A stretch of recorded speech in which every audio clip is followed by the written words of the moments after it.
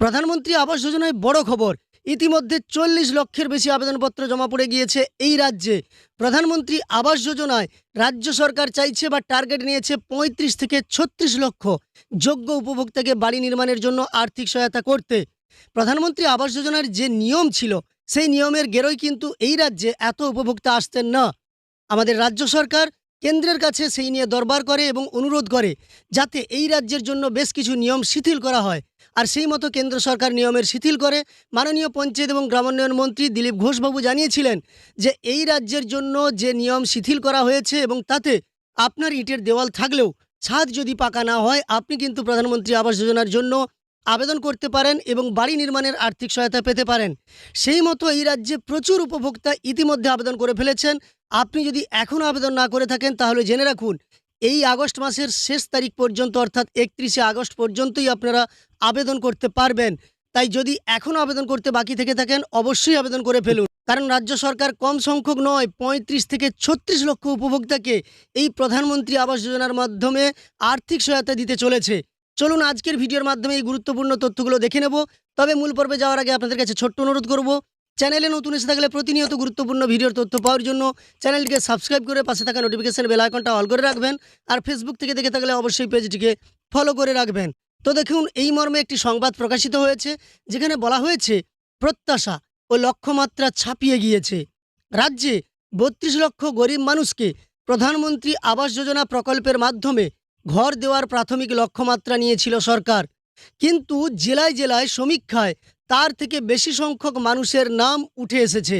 সব মিলিয়ে সোমবার পর্যন্ত ৪০ লক্ষের মতো নাম নথিভুক্ত হয়েছে বলে জানা গিয়েছে।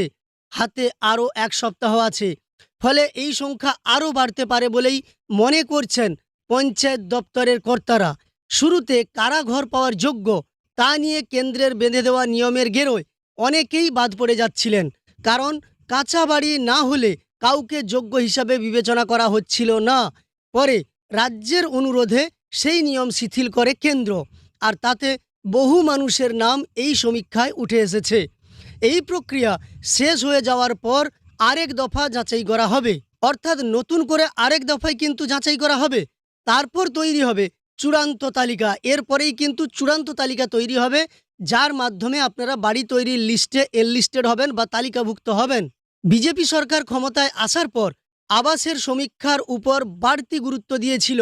বারে বারে পঞ্চায়েত মন্ত্রী থেকে দপ্তরের আধিকারিকদের বলতে শোনা গিয়েছে এই সমীক্ষায় নাম তোলা না হলে সাময়িকভাবে আর বাড়ি পাওয়া যাবে না। জেলা শাসকরাও জোর দেন সমীক্ষায়।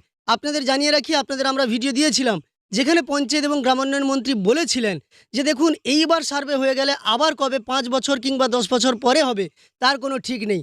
তাই আপনারা যারা আবেদন করেননি আবেদন করুন, এবং রাজ্য সরকারের পক্ষ থেকে বা পঞ্চায়েত মন্ত্রীর পক্ষ থেকে একটি ইমেল আইডিও দেওয়া হয়েছে যার মাধ্যমেও আবেদন করার কথা বলা হয়েছিল। এছাড়াও সরাসরি গ্রাম পঞ্চায়েত থেকেও এই আবেদন বা আপনি অফলাইনেও আবেদন করতে পারবেন, সেই মতো কিন্তু বেশ কিছু নিয়ম তৈরি করা হয়েছিল। নিয়ম মেনে যাদের বাড়ি পাওয়ার কথা তাদের বর্তমান বাড়ির অবস্থা দেখে নাম তুলছেন কর্মীরা।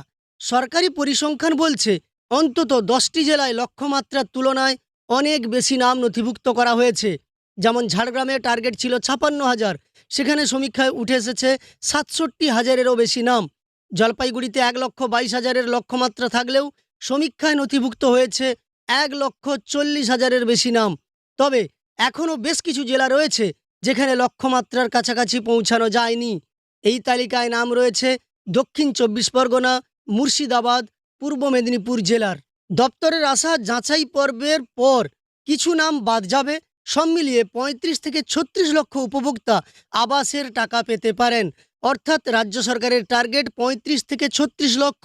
যে সমস্ত আবেদনপত্র জমা পড়েছে সবাই তো আর যোগ্য হবে না, তার মধ্যে কিছু নাম বাদ যাবে এবং এই তালিকা থেকে PWL তালিকা কিংবা পার্মানেন্ট ওয়েটিং লিস্ট তৈরি হবে।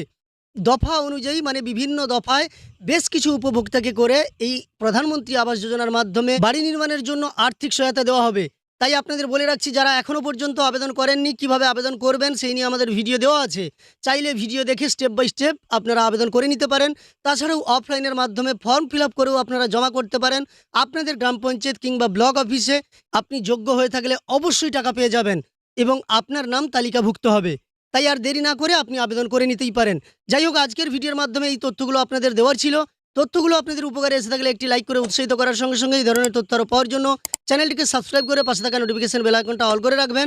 ফেসবুক থেকে দেখে থাকলে অবশ্যই পেজটিকে ফলো করে রাখবেন।